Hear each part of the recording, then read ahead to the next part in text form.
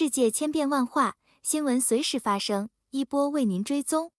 各位观众大家好，今天是2022年6月27日星期一，欢迎走进一波热点。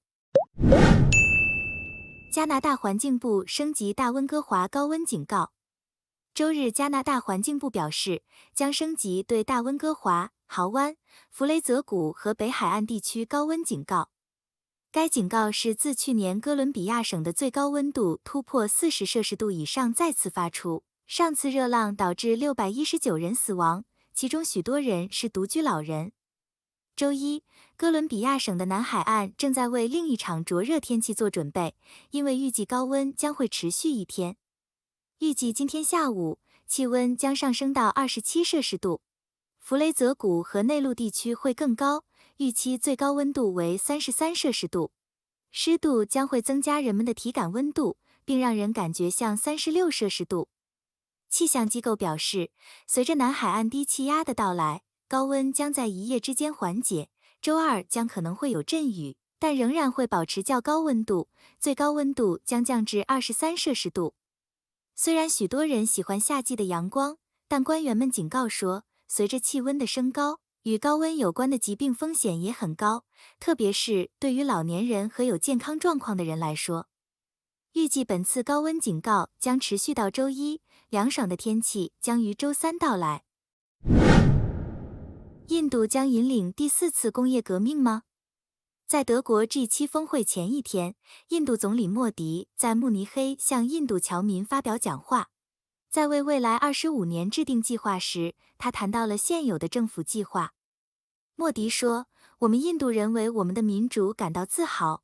今天，我们可以自豪地说，印度是民主之母。他补充说，文化、食物、衣服、音乐和传统的多样性使我们的民主充满活力。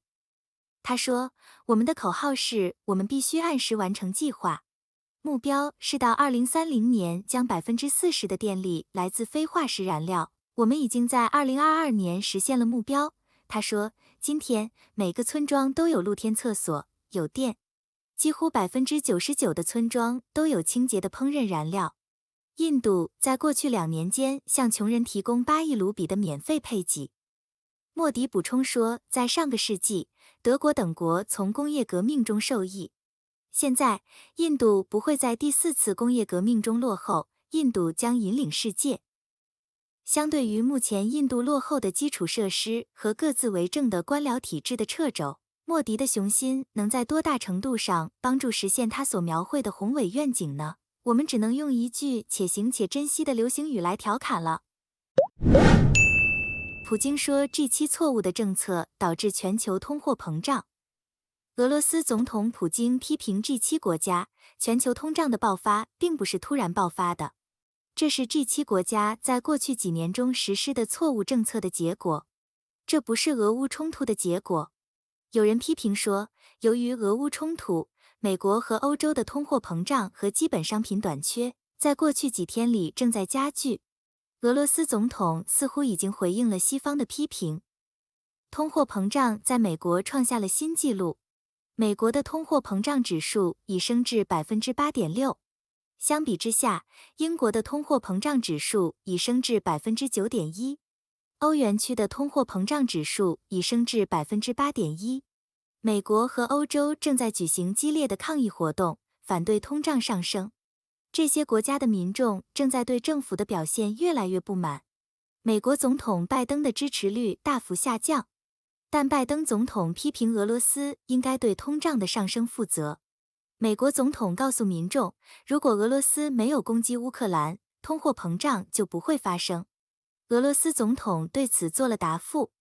普京总统在金砖国家会议上发表讲话时澄清说，世界贸易危机不是因为俄乌冲突，而是因为 G7 国家多年来实施的错误政策。西方国家声称，由于俄罗斯的粮食储备的控制，世界正面临粮食短缺。但普京总统声称，这一指控没有依据，西方国家指责是虚假的。普京总统补充说，俄罗斯准备协助解决粮食危机。普京指责 G7 国家造成了世界经济危机进一步加深，因为他们对俄罗斯采取了错误的政策。G7 领导人的承诺能信吗？1年前，拜登作为总统大步走进了他的第一次七国集团峰会，并自信地告诉美国最亲密的盟友，美国回来了。现在，他们中的许多人都在担心美国正在倒退。拜登本周在巴伐利亚阿尔卑斯山与 G7 主要经济体的领导人会面时，他背负着政治动荡、令人震惊的大规模枪击事件，以及美国最高法院决定终止宪法对堕胎的保护等一系列国内问题的包袱。欧洲人无疑对美国国内局势感到恐惧，他们非常担心美国的国内稳定。